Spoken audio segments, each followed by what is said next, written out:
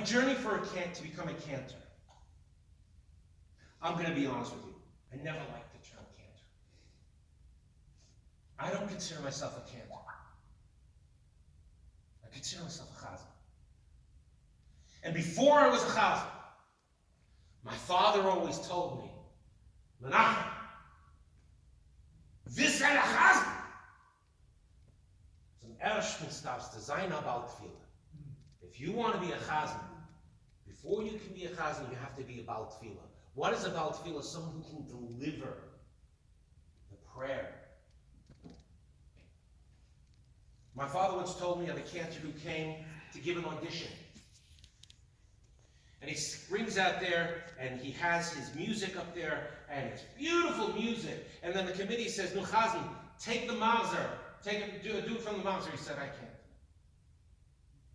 My father, Olav Shalom, read music like you read a book, like you read your own handwriting. He would sit down, I've seen him, I saw him, take a napkin, because a musical idea popped into his head. And out came a pen, he always had 20 pens, and he would quickly score the paper, and out came the notes. Like I would write my name. Like I would write a piece of program, that's how he did music. But when he got up to daven, on those rare pieces, on those rare times when he would pull out a piece of music during the davening, and there were occasions when he did it, my brothers and I always knew, even if we didn't see him, he's doing that from the music. Because there was something missing. If you're doing it with these, but not with this and with this, there was something missing. I'm going to tell you all a secret. There are certain things I do that I make up on the spot.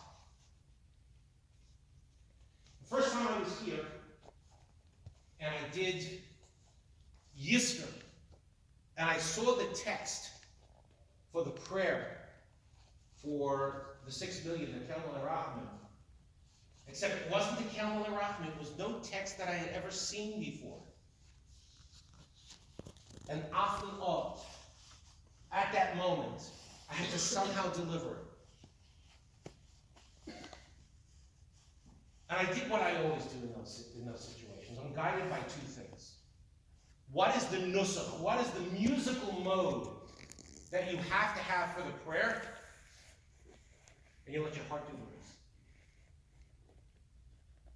I told you I grew up in the shadow of the Holocaust. And to me, to this day, I'm heartbroken over the destruction of European Jewry.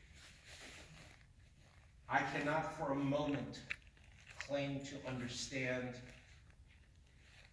not 1/10 of what those who went through it, not one 1,000th of a percent of those who went through it. But I can't even pretend to understand what the children of survivors feel about it. I can't get to their level. My father, Baruch Hashem, fought the Nazis. My father, Baruch Hashem, was able to fight back. My father told me that when he was in the Russian army, they didn't take any prisoners. They shot them down like dogs, and that's a quote. And my father was not a violent man.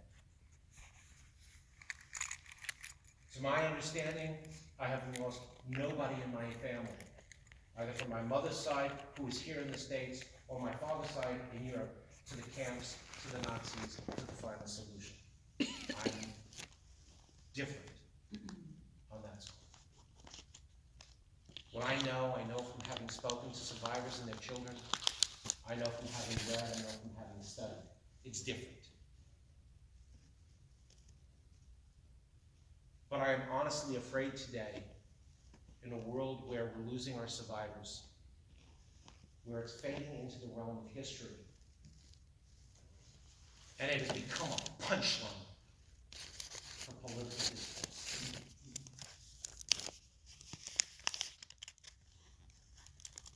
What can I do about it? I could share these messages with you.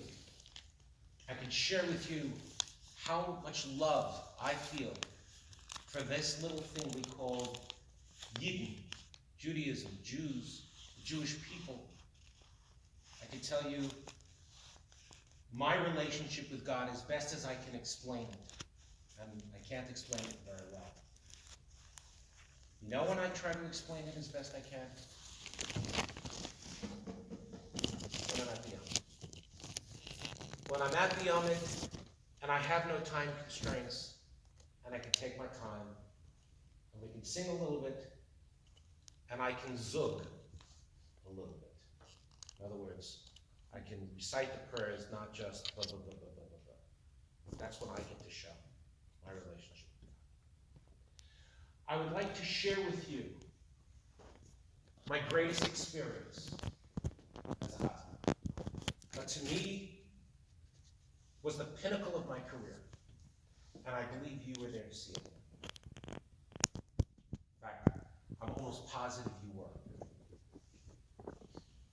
My twins were 12, almost 13. They might have already been 13. That year was the year they were bar mitzvah. I was chazan at Monsey Jewish Center, as I am here for the entire year. And I had finally convinced my father, who was not one big one to go out and visit, to come visit us for Shabbos. And I davened Shacharis, and the rabbi read Torah. And before Musaf, I went down to my father and I said, Daddy, Timur HaTorah, do me a favor. Daven Musaf. Lead the Musaf prayer. He said to me, no, Menachem, that's your shtel. That's your position. And I said, right, Daddy, that's my position. And it is my honor if you would lead services at my shtel. And he got up, and he davened Musaf. And I heard my father lead services as a chazan, as a cantor, at my own.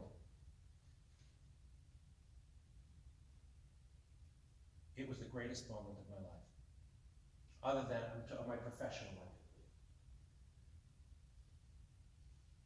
And I'm ever grateful for it.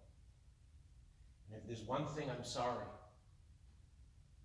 of all things, is that I am such a poor representative of the eloquence that he was as a chazan. I don't have his voice.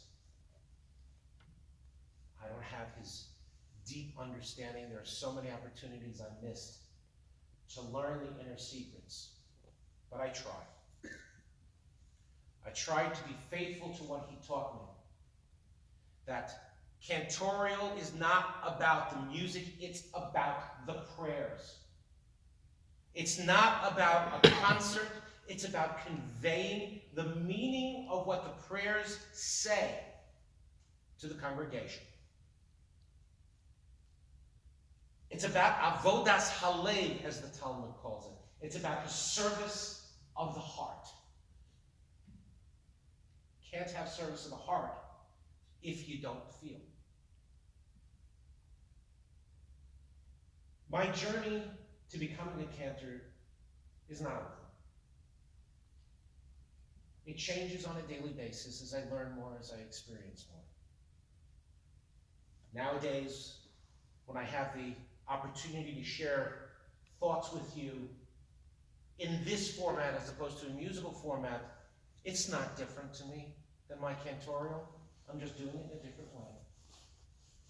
Trying to convey what I think, what I feel, what I believe, what I know down to the marrow of my bones.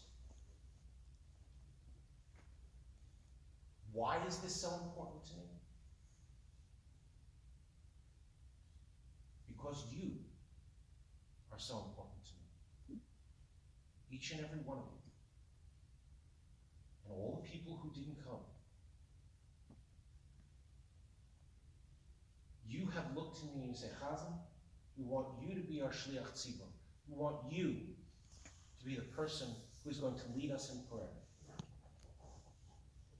If I'm going to be your designated representative, I'm not representing you to God. You don't go through me to God. Each of our relationship is directly from me to God, from you to God. So my job is not to tear open the gates, but to give you the ability to tear open those gates. I wish I had my father's talent. I so wish you would have had the incredible pleasure and the honor of hearing him daven. Not concert stuff. Concert stuff, go on YouTube. Look for Cantor Bazian. You'll find tons of stuff. He was phenomenal. He was incredible. To hear him daven. Since my understanding of the world changes,